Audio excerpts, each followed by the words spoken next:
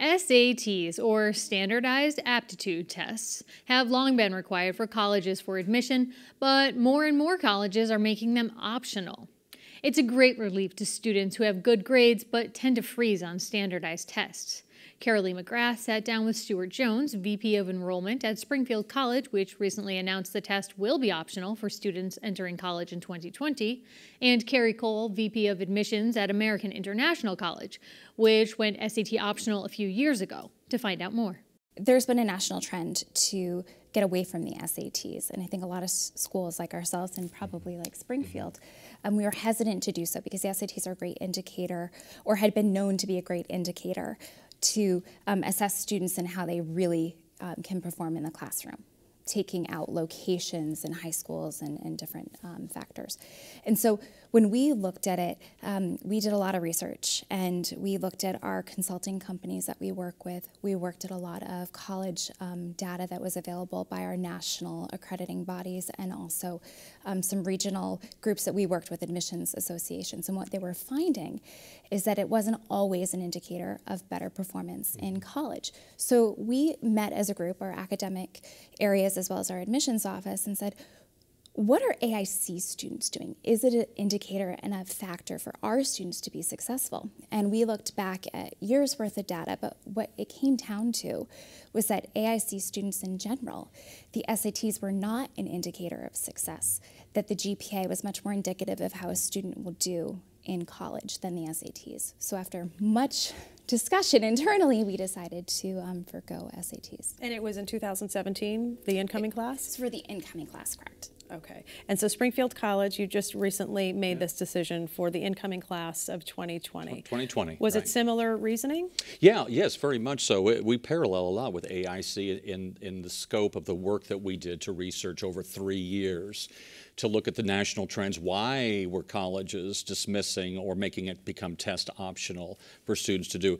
And with our strategic plan, we want to, like many colleges, we want to make sure everything we do is mission focused and value based. And we became concerned about, the growing trend of why colleges were doing away. And I agree absolutely with Kerry. The research clearly points to sometimes the test is very disadvantages students, especially underrepresented populations. We, like AIC, want very much to be a college that's an equal opportunity. So we want to make sure our doors are open to any student who really does have the ability to succeed at college. So we felt like, after much research, the tests really were not the best indicator of a student's potential success in the classroom. The GPA really is. And what we also call non-cognitive variables, like a written essay or an admissions interview. Things like that are far more important, looking at a student holistically. So we followed suit after a national trend. Approximately, according to Fair Test, approximately 40% of colleges now, the four-year colleges across the country, have done this. So we might be a little bit late to the game, but it was important for us to come to that leveling of the playing field for students. And I know not just kids, who might have a learning disability or low income or disadvantaged in any way.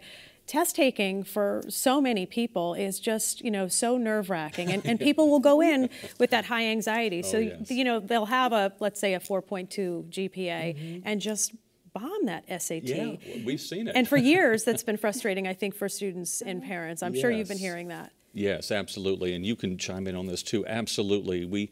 It's not always the best indicator. All research shows that 4 years of high school performance academically in the classroom is the best indicator and then you go in of for how that a student. one test and you spend all of that money 3 hours on the studying and the leading up to it. Right.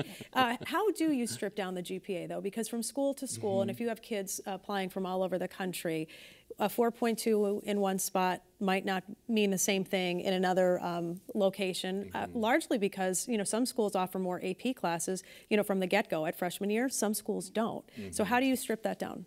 So we do a variety of different calculations in our office. So we'll look at the weighted GPA, which includes those AP and honors courses. We look at a unweighted GPA. We do trend analysis. So for example, a student who's coming in who may have had some maturity issues, in their early years in high school, but by junior, senior year, they're really buckling down, they're pulling it together. They may have an overall GPA of a 2.5, but their last 2 years might be closer to a 3.3 or 3.5. So I think it's really important to look at trend analysis. And so we'll do an analysis of the last couple of years. We also look at core courses. Many colleges require for students to complete a set grouping of core courses. For example, 4 Englishes, 3 to 4 sciences, a couple of lab sciences. And depending on the program, it may determine what is recommended for a student coming in. So we also do a core analysis. So our admissions team, they are really good at Excel, and they're really good at GPA calcs, and we do a lot. And so we're trying to get a holistic picture of how the student will be successful. When in years past, we may have only done 1 or 2 calculations. Now we're doing many more.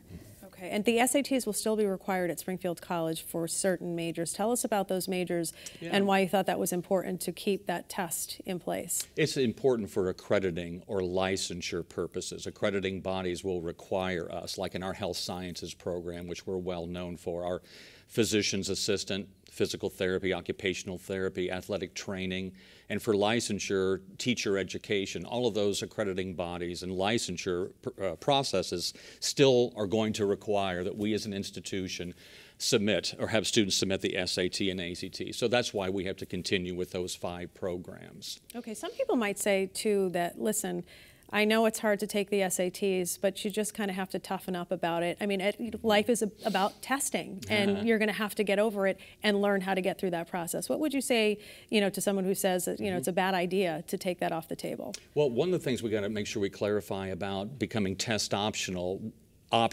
is the word that's underscored.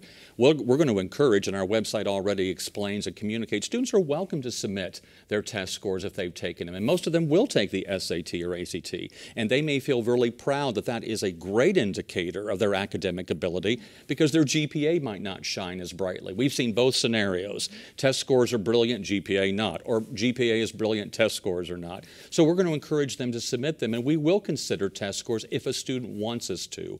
We just believe firmly now, without a shadow of a doubt, GPA is the best indicator of a student's potential in college. And I think a lot of people have lost faith in the system in a certain degree because of the college admissions scam. Yeah. Everybody knows that taking the SATs, unless you're that kid who just has, who can just take it, is really hard. And I think, when people look at applying to college, it can be overwhelming for parents, but especially for students as well. This kind of takes that off the table and strips down kind of where the kids are really at academically, correct? It absolutely does. And I think that, like both of our institutions, Springfield and AIC, our ultimate goal is student success. Right. Nobody finds joy in a student not being successful in college. That's not right. why we do what we do. That's right. We find joy, and on Saturday for us for graduation, I'll be sitting on stage and being filled with so much emotion and excitement for students walking across that stage. So I think that if we can take a burden off a student, which really wasn't a factor for our institutions for success, then we should do that. It's important. And so I think that you'll see more and more schools doing that throughout the country as we're moving forward. Hundreds of schools across the country, right? I think you said 40%, which is really interesting. Yeah, fairtest.org, the national organization that talks a lot about SAT and ACT, is estimating over 1,000 now, and there's about 2,500 four-year institutions across the U.S. That's a 40%. So it is absolutely a growing trend, for sure.